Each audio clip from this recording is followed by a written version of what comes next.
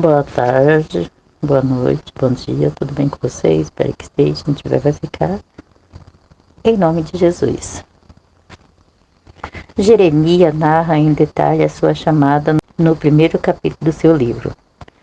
Assim veio a mim a palavra do Senhor, dizendo: Antes que te formasse no ventre, te conheci, e antes que saísse da madre, te santifiquei as nações e te dei por profeta.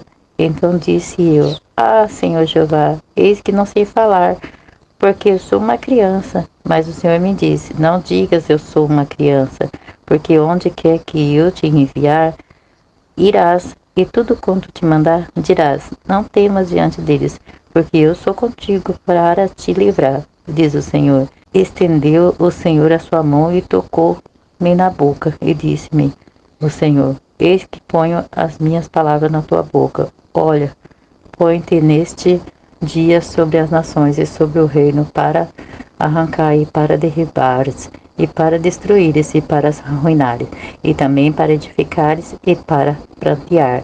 Jeremias capítulo 1, do 4 ao 10.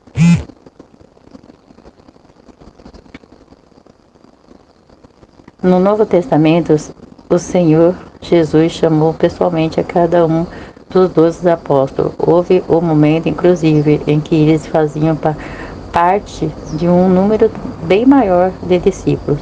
Porém, o Senhor Jesus fez questão de separá-los novamente e fazer uma designação específica a apóstolos. Naquele dia, retirou-se para o monte a fim de orar, e passou a noite orando a Deus. E quando amanheceu, chamou-se os seus discípulos e escolheu 12 dentre eles, os quais deu também o nome de apóstolo: Simão, que acrescenta o nome de Pedro, e André, seu irmão Tiago, e João, Felipe, e Bartolomeu, Mateus, e Tomé, Tiago, filho de Alfeu, e Simão, chamado Zelote, Judas, filho de Tiago, que se tornou traidor. Lucas capítulo 6, versículo 12 ao 16. Estes 11 judeus iriam mudar o curso da história da humanidade. A maioria deles e outros que seriam chamados posteriormente haveriam de escrever como próprio sangue algumas páginas da história. Por esse motivo, justificar-se o empenho do Mestre Divino em chamá-los e prepará-los. Disse-lhe Jesus: Vinde após a mim, e eu os farei pescadores de homens. Mateus capítulo 1, versículo 17. O arrogante Paulo se considerava justo diante de Deus pela justiça da lei. Filipenses capítulo 3, versículo 6. E achava que, matando o cristão, estava prestando grande serviço a Deus. Atos capítulo 8, versículo 1, 3, 9. E capítulo 9, versículo 1 e 2. Não seria qualquer chamada que iria mudar sua vida e seu propósito. Por isso, o Senhor Jesus providenciou uma chamada inusitada. O impacto daquele encontro com o Senhor Jesus foi tão marcante que o transformou completamente. Atos capítulo 9, versículo 3 ao 19. A conversão de Paulo tornou-se o acontecimento mais importante deste Pentecoste até nos nossos dias, tanto que está narrado 3 vezes no livro de Atos. Atos, capítulo 9, versículo 1. Atos, capítulo 18, versículo 22, 1. Atos, capítulo 11, versículo 26. Atos 26, capítulo 12 e 18. Logo após essa extraordinária conversão, Paulo já começou o testemunho de Cristo. Pelo que o rei Agripa não foi desobediente à visão celestial. Atos capítulo 26, versículo 19. Deus não somente chamou de forma direta, mas também vemos na Bíblia que ele usou o método indireto com uma grande objetividade. O método indireto pode envolver pessoas como também circunstâncias. Vejamos o chamado de José. Ainda moço, José teve alguns sonhos que indicavam sua proeminência e a sua liderança sobre seus irmãos, porém não se tratava de uma chamada definida. Teve José o sonho, o relatou aos seus irmãos, por isso o odiaram ainda mais, pois lhe disse: rogo-vos ouvir esse sonho que tive.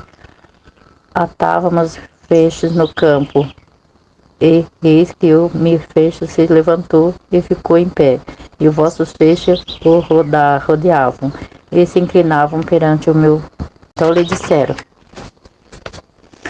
seus irmãos reinaram em efeito sobre nós, e sobre nós dominará realmente. Com isso, tanto mais o odiavam, por causa do seu sonho e de suas palavras. Teve ainda outros sonhos e referiu os seus irmãos, dizendo: sonhei também que o sol e a lua, 11 estrelas, inclinavam para mim. Contando o seu pai e os seus irmãos, repreendeu o pai e lhe disse: que sonho é esse que tiveste? Acaso viremos eu e tua mãe e os teus irmãos a inclinar-se perante ti em terra? Seus irmãos lhe tinham ciúmes e o pai, no entanto, considerava o caso consigo mesmo. Gênesis 37, versículos 5 ao 11. Analisemos a fase da vida de José, odiado, vendido pelos seus irmãos, de filho transformado em escravo. Acusado injustamente, tornou-se prisioneiro no calabouço do rei Egípcio. De prisioneiro é levado a primeiro-ministro do Egito. Quando se examina a fase da vida de José, verifica-se que não passa de um árduo e difícil treinamento com o objetivo de mudar o caráter desse servo de Deus. Entre outras coisas, José aprendeu duas grandes lições que os homens são capazes de fazer quando são alimentados pelo ódio, interesse, cobiça e inveja, e o que Deus é capaz de realizar em favor através dos seus servos. Nesse período de provação ou treinamento, José teve a oportunidade de demonstrar fidelidade em momentos e lugares difíceis, e não ceder à tentação. Por causa dessa chamada divina, José foi um líder sábio e justo, glorificando a Deus em suas penitente ministério no Egito. Outro personagem muito importante em sua proeminente missão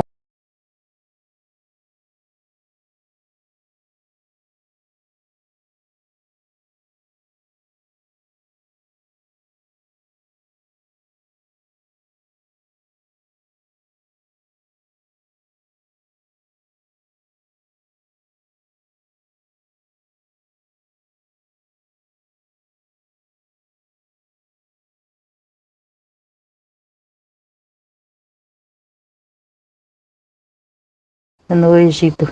Meu Deus. Oremos. Pai amado, Pai misericordioso, grande Deus, abençoa essas pessoas, Senhor Deus, toma elas nas tuas mãos e ajuda elas, meu Pai, eu peço, preciso, necessito de Ti.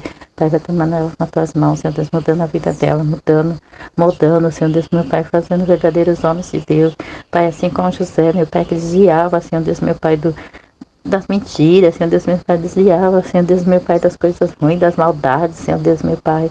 Oh, Pai, que assim, meu Pai, esse povo venha ser como José, Senhor. Oh, Deus amado, que venha, meu Pai, vencer as tentações, meu Pai, não aceitá-las, mas vencer. É o que eu te peço, meu Pai, em nome de Jesus. Fique todos na paz do Senhor Jesus.